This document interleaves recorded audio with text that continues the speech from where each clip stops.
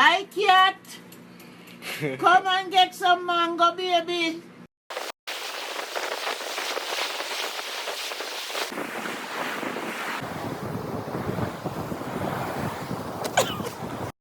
One, two, 1, 2, 3.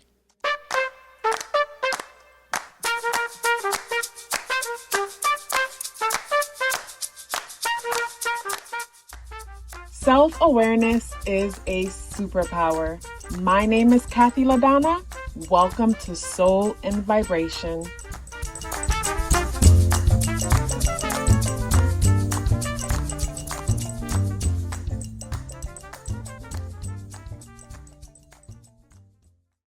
I hope the free thinkers are doing well. And if you're not doing well, I'm happy to remind you that you are the most powerful person that you know.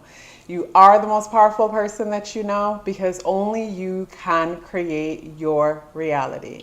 Hey guys, today is January 26th and the energies within the day adds up and reduce to the number 7 vibration. If today is your birthday, happy birthday.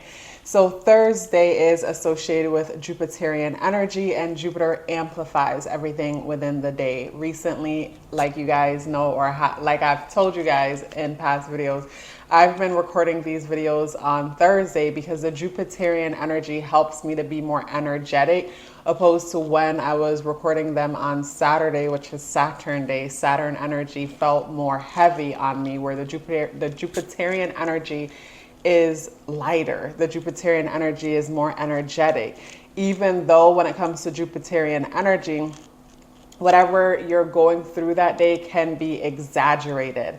So like say for me earlier when I woke up, I had some things on my mind because I tend to want to micromanage my life and want things to go a certain way, when time and time again, the creator shows me that I need to just relax and trust. It's like floating in a swimming pool, just let go.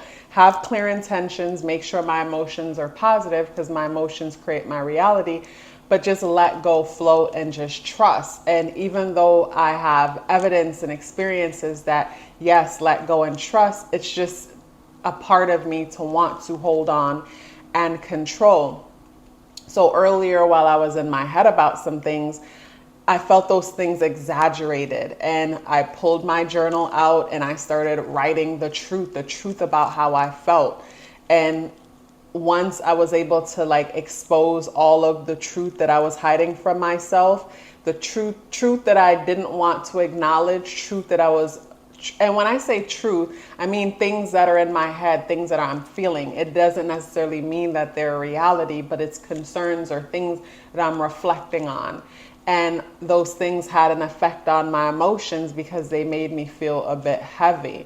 So once I was able to release everything, I felt myself get so much lighter, and then the day started flowing in such a positive way. And that showed me how, or that reminded me how, we have to redirect our days and how we can easily redirect energy. And sometimes it's a matter of us pouring out what's in our mind. And once we pour out what's in our mind on paper, it's like this relief feeling comes over us, because to me, the mind is there to protect us. And fear is, I remember this, I think it's a John Mayer song, and he's like, fear is a friend who's misunderstood. And whenever we feel fearful about a thing, it's because the mind doesn't fully understand. So sometimes we need to just put everything on paper so that we can understand things a little bit better, or even see things in a different light. Because for me, when I'm writing things out and I'm speaking it out as I'm writing it, I'll start laughing at myself because I realize how ridiculous it sounds. But I don't realize how ridiculous it sounds while it's in my head and I'm frightful. But when I put it out on paper and I read it out loud or say it out loud as I'm writing it, and it's like, you tripping. So fear is a friend who's misunderstood, in the sense that whenever we feel uncomfortable, or whenever we feel uncomfortable about a thing, it's beneficial for us to like look at, what am I afraid of? What am I afraid of? What's the worst thing that could possibly happen? And at the same time, have I been afraid of this before, and how did things play out? Because for me, it's reflecting on how the universe has showed up for me in the past helps me to have faith in the moment, because it's so natural to want to revert to what's familiar. And when we're in the moment and having a totally new experience, there's nothing familiar about that. And the thing that is familiar is the way how the universe have showed up for us in the past. So Jupiter is the planet that rules over the day, and Jupiter is in Aries. And Jupiter energy amplifies wherever it is, like I was mentioning. And with Aries energy, Aries is the I am. Aries is our will to act, our will to make things happen. And with Aries energy, this is where we're able to jump in the swimming pool and then realize there's no water in it. That could be chaotic, stressful, scary at times, but sometimes it's beneficial because the universe will give us this, inspire us to act, and we need to take action so that, we'll meet up with whatever the universe has lined up for us. So when I look at Jupiterian energy ruling over the day, Jupiter is squaring Mercury. So something about our ability to be optimistic about ourselves, our ability to be optimistic about our will to act, and just take action, that is being challenged by Mercury and Capricorn. And Mercury is the mind. Mercury is our attention, where we place our attention, where we place our mind, communication. So with Mercury squaring Jupiter, this is where the mind is in a place where it is challenged by information. It is challenged by the mind is challenged by, say, our ambition, our goals, our legacy, our place in the world, where we see ourselves, how well we're performing, what other people think of us. So our mind can make us feel small at times because where our mind is. Our mind could be focused on things where we're comparing ourselves to other people, or we're comparing ourselves to like the standard or the goal that was set for us to live up to or aspire to. So whenever we don't feel like we're enough or we're living up to that, we can feel real small. And then from feeling real small, those emotions start creating experiences and realities that we don't want. So this is where it's important for us to redirect our attention towards things that make us feel better. But for me, first, it's good for me to write those thoughts out. It's almost like debunking them. It's like, okay, are these thoughts real? Or are these fears real? Are these fearful thoughts real?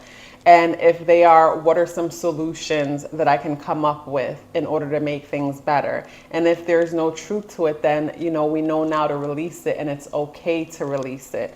And then after doing that, this is where we redirect our attention to things that make us feel good. But going back to before we even do the journaling and reflecting on, say, where we are in the world and what others may think of us, or how we're achieving or how we're not achieving. Defining success for oneself is super beneficial, because once you've defined success for yourself, you realize that there is no traffic in your lane. We're all in our own lane. And when we're not clear about our definition of success, there's a whole lot of traffic in our lane where it feels like we're competing and keeping up with other people. But when we've defined success for ourselves, there's no traffic in our lane because we're the only ones in our lane. So the moon is also in Aries, and the moon is conjunct Chiron. So with the moon conjunct Chiron, the inner world is in a space where it is reflecting on, say, my ambition, me as an individual, how I'm standing out in the world individually. And also too, Aries energy deals with competition. So this is where the moon is in a comparison type of mindset. And competition can be beneficial at times, in the sense, like, I remember when I'm at the track walking, and while I'm walking around the track and I'm walking by myself, it's like I'm just walking. But then say if there's someone else and they're walking alongside of me, and I decide, okay, I'm going to stay above this person, it's almost like I use them as a point of reference to see where I'm at when it comes to going around this track. So that's where competition, healthy competition, can be beneficial, because it's like a point of reference. But the moon conjuncts Chiron, this is where we're reflecting on our collective wounds. Collective wounds in the sense that I'm not good enough because of this, I'm not good enough because of that. And with the moon and Chiron both in Aries, I think of how Aries energy is like the child. So a lot of the wounds might stem from situations with the family, the home, the mother, the father. I look at how Mercury is squaring the moon conjunct Chiron, and Mercury is in Capricorn, and Capricorn is the father figure or the authority or the overall legacy that governs the families, the traditions, the ways of doing things. So when it comes to, say, moon and Aries energy, the way how to make the most of this energy is to pace ourselves. Is to pace ourselves and also realize that life isn't a race. Nothing is a race. Everything, or nothing is a sprint. Everything is a marathon as far as whatever it is that you're trying to accomplish. And I like how the moon is positively aspecting Mars and Gemini. And with the moon positively aspect Mars and Gemini, this is where we're open to other options. We're open, we're curious. So we're open to new perspectives, different ways of seeing things. And the day does add up and reduce to the number 7 vibration. The number 7 is introspective. The number 7 is a researching energy. We are in a 7 year. And I don't know about you, but the energies within this year has forced me to like go within, even at times when I don't want to. It's almost like you're being forced to be on punishment when you feel like I didn't do anything wrong and I don't feel like being still. I don't feel like being quiet type of vibe. And I'm already someone who is introspective and needs time and silence and like my own company. But with the 7 energy in the year, it's like amplify that, and everything is like, it's like amplify that as far as like going even more within and having even more and deeper questions for myself, about myself, the world, and everything. Things just feel even more quieter in my world, even though things have always been quiet in my world. So Venus enters into Pisces on this day, and Venus energy is our value. So with Venus in Pisces, we value our alone time, we value our imagination, we value introspection. So the day is the 26th, and 2 + 6 is 8. So with the day being the 26th, the number 2 energy is nurturing. It's the mothering energy. 6 is home, family, community, responsibility. 2 + 6 is 8. That deals with responsibility, authority. This is where we are the teacher and students. Within this lifetime, we're constantly learning, gaining knowledge. And the 7 vibe, the day adds up and reduces the number 7 vibration. The 7 vibe brings us to research, question things. But the day, the 26th, it causes us to kind of dismiss our findings. So the 7 brings that investigative, scientific energy. But then the 26th dismisses it if whatever it is that we found isn't something we've heard before. And that's kind of silly when you think about it, because it's like, okay, you're obviously looking for something, but you're looking for something familiar, which contradicts the point of looking in the first place. So to me, that's the contradiction within the day. There's a part of us that have questions, but then there's another part of us that dismiss and doesn't even trust the questions that we have.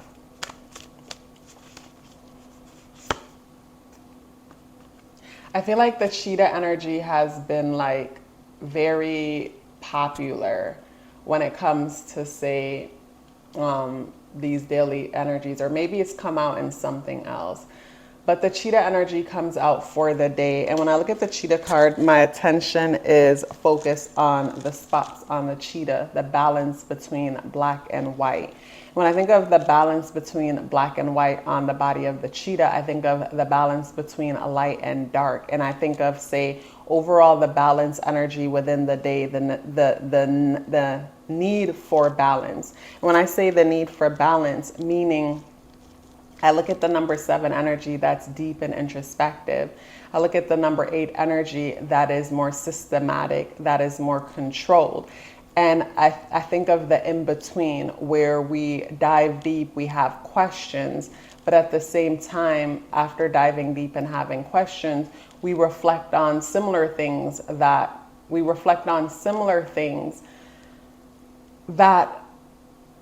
remind us of, say, the answers that we found, but at the same time, we reflect on similar things, but we don't try to make the answers into what they're not. What's coming to mind is how, say, when it comes to, say, certain energies, like I think of, like, say, Aquarian energy, Uranian energy. I think of, say, the number 11 energy, and how, say, the number 11 energy likes to, say, refurbish, kind of bring a newness to old things.